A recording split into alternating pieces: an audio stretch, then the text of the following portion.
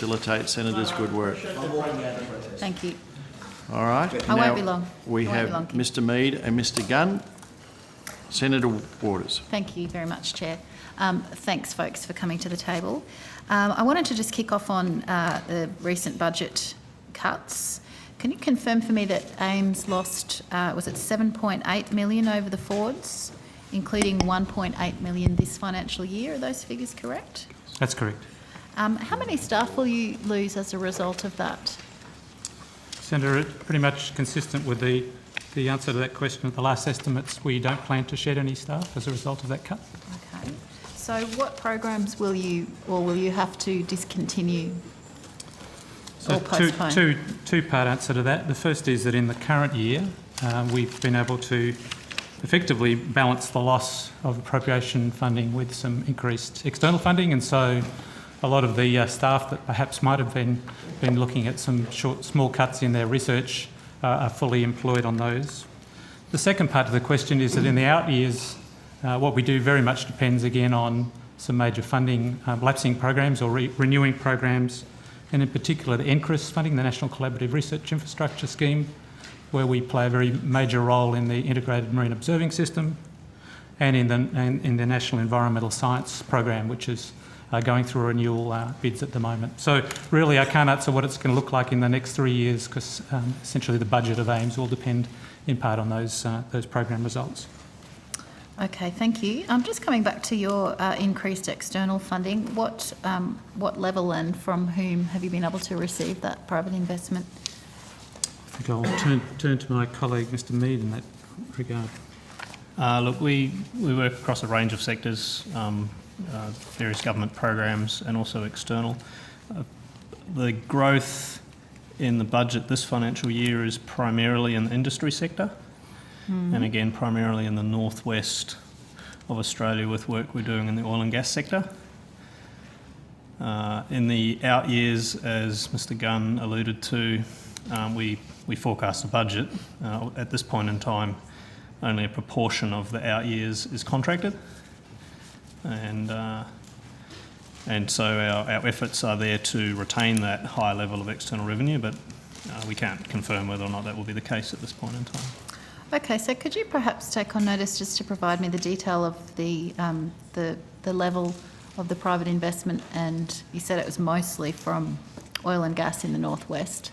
So I'm interested in a bit more detail about that, and then whatever the residual amount is from private sources as well. So can I just confirm you're after a breakdown of external revenue? Your question was specific around what the change was. Well, I'm after a breakdown, so okay. Pardon me for using the wrong term there. No, that's fine. Thank you. Okay, can we move on to the Great Barrier Reef specifically? Is there any research being done by AIMS, or that you're aware of any other body undertaking, about introducing species into the Great Barrier Reef? Not that I'm aware of, but I can certainly take that on notice and do some searching for you.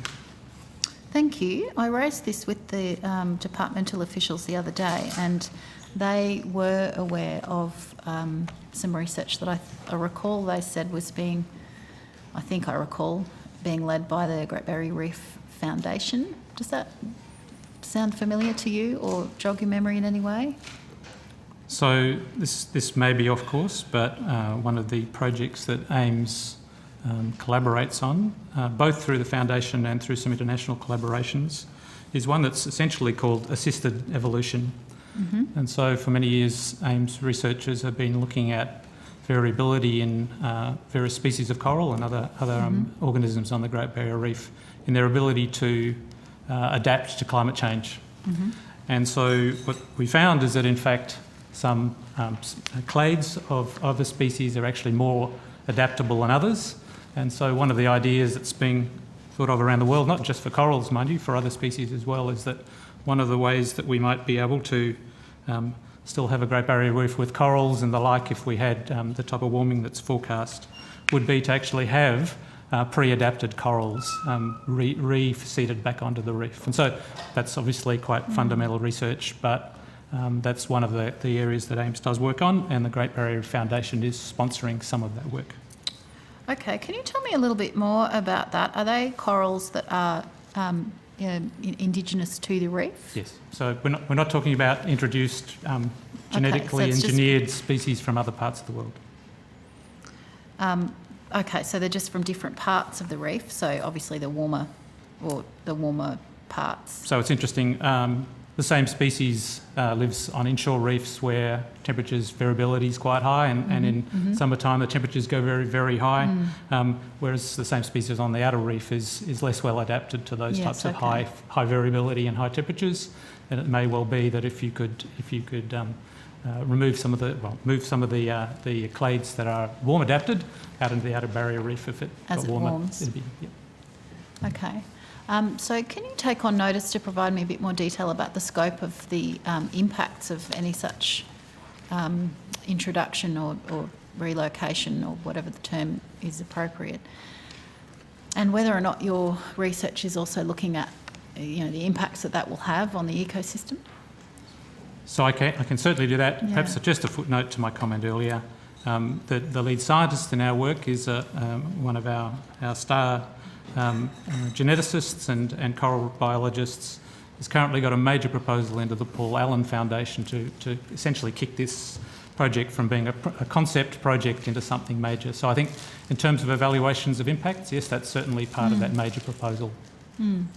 So just so Mr Gunn's clear, are you talking about Indigenous movement as well as introduced species? Well, I or think is it Mr Gunn's clarified that there weren't any plans to introduce species. Yeah. He was talking about None that I using- know of, I think was that he knows what I of, but said. he was going to check on I that. was, Yes, yeah. thank you. So no, there wasn't any confusion there. Thanks, Minister. So where's the funding for that research coming from? So, like many conceptual end projects in research, AIMS funds those projects. Okay. When they get to a certain level of maturity, bodies like the Great Barrier Reef Foundation will often co-invest with us. And then at the stage where you need to get very large funding, you really do need to look for large granting programs to do that. And essentially we're somewhere between the second and third stages of that. Okay, so you haven't yet secured further funding for that final... No.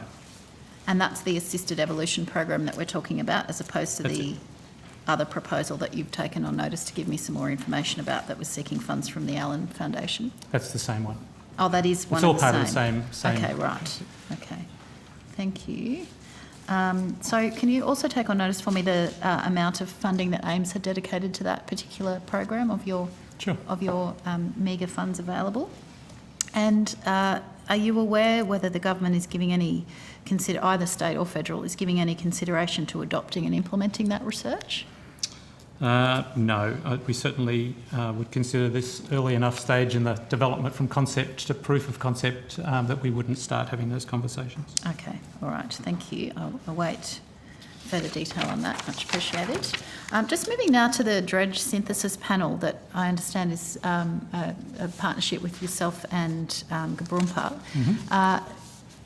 How much longer is that going to take before we see the research findings? We've been waiting for that one for a little while now. Yeah, so a panel was formed, 19 members from across industry, consultancies, universities and publicly funded research agencies. They met, and in early May they've effectively spent the last 3-4 months developing a consolidated report. The idea was that we would synthesise available information and identify gaps, of course, you know that. The final draft of the workshop has essentially just been sent off to the participants for final sign-off, and we're hoping to give a public release in early December. Fortunately, we were set back a little bit by very untimely death of the father of one of the two key investigators on the project, so that's put us back a little bit. Okay, well, please pass on my condolences.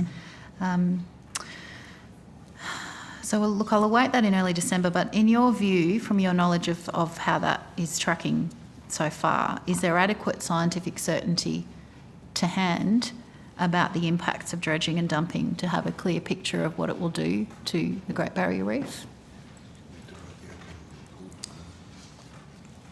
So I think I've read drafts of the report. I think we'll see in that report some quite clear indications of where we do know conclusively things like the impacts of dredging on a particular system, but the gap analysis in that project will be, well, in that panel's findings will be instructive in terms of answering your question, Senator. Okay. Are you aware of any receptiveness or intention, once that gap analysis is released, of any level of government to fund research to fill those gaps? Well, I think, Senator, until that report is released, it's very hard to determine what action may or may not be required. So I think we're probably jumping the gun a bit until we see what the outcome of that is. The government hasn't already signified that once the gaps are identified, they have an intention to fill them? We haven't seen the report, so it'd be purely Okay, so the answer is no, you haven't yet specified that you'll fill them. Thank you. Moving now to your landmark 2012 study about coral mortality and the causes of it in the reef. It's obviously been a well-cited piece of work, and I congratulate you for it. I'm concerned, though, that it's being perhaps creatively interpreted or misused, really, by a number of bodies, including the Queensland Resources Council and the Queensland Government. Those two groups seem to be citing it as not a study about coral mortality, but a study about threats to the reef. And they do that in the context of saying that dredging and dumping is fine. You know, you guys didn't mention that it was a cause for coral mortality, and therefore we should all just continue to treat the reef like a rubbish tip for dredge spoil. What's your view of whether that's an accurate reading of the study and what conclusions we can draw from it? So, Senator, again, at previous Senate estimates, I've made it very clear that that study pertains primarily to mid-shelf and outer shelf reefs. That was the purpose of the long-term monitoring program, and thus we can say very little about the direct impacts of dredging based on those data. What we have done and published very recently is look at the state of inshore reefs, which are much more likely to perhaps be impacted by dredging and river sediment loads and the like. A study that was published recently in Coral Reefs, internationally ranked journal in our field, found that major runoff events in the Whitsundays region, and you know that there are two ports around that area, have had a major impact on disease rates in juvenile corals in particular, but was unable to actually dissociate anything to do with port activities from what were very, very large runoff from the Burdekin River in particular in that area. And therein lies a really quite significant issue for, I guess, attribution of impacts through different sources, and something that in particular as we try and form proposals for the new National Environmental Science Program, we'll be putting some emphasis on it. Look, I'll put some further questions on notice once I've turned my mind to that particular aspect, but I'm interested in whether the work of Mr. John Brodie, who talked about the different quantum of sediment sources, was considered as part of that particular more recent inshore reef study? So it certainly wasn't as part of the Coral Reefs publication I referred to. Mr. Brodie was a member of the expert review panel that was part of the dredge synthesis work. So okay. I fully expect that work to be cited. Yeah. Remembering that we did, and I think all good science syntheses should do this, we restricted the work that was used in that synthesis to peer-reviewed publications and data that had been collected and verified by scientists. So some of that work is what I would call in preparation for publications rather than necessarily being published. Sorry, can you say that last bit again? You restricted your... So in the synthesis, we had to Evidence draw a base. line on what was hearsay. Oh, you're through back to, on the dredge to synthesis peer-reviewed, panel. yes, Sorry, yeah. I thought you were talking about your more recent publication, No, which is no, very no, confusing. of course not. I understand you now. Thank you. And again, have you had a chance to look at the Queensland Government's so-called Reef Facts website that uses that 2012 study as effectively a be-all and end-all as the information about threats to the reef? Yes, of course. What's your view about the usage of that 2012 study on that website? So the factual part of what we put out is certainly present. There is some commentary on its in its meaning in the context of the development that I think I'd prefer to leave without comment in this forum. I don't really need to talk about other jurisdictions' use of our data, I don't think. Well, I'm just interested in whether you think they're accurately representing your work or not. They accurately represented the facts of the matter. They quoted the 48% due to storms, Okay. 42% due to crown of thorns starfish, Okay. and 10% to bleaching. And insofar as they use those data, yes, those were accurate. Okay, and your view of the Their commentary? interpretation is very much up to them.